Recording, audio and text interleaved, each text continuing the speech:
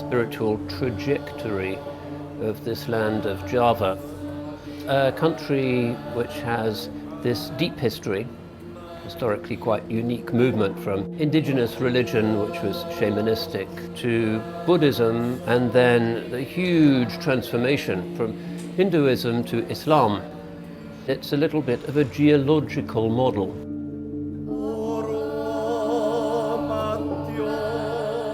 The new alluvium brought in by the new water of a new dispensation overlies what was there before without necessarily washing all of it away.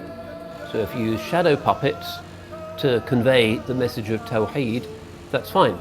But the shadow puppets might have their own ancestry in a quite different culture. The Wali Songo, when they came, there was no Abrahamic tradition. How did these luminaries begin to spread Islam so successfully on this island?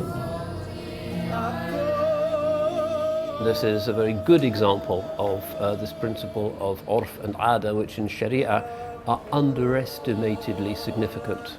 Nowadays, in our fundamentalist book learning, dalil-oriented Islam, we tend to forget that Islam is about continuing what you are in a purified fashion. It's a process of alluvial accretion, plus the washing away of that which is incompatible with the Quran and the Sunnah, and we've seen this in this land of Java.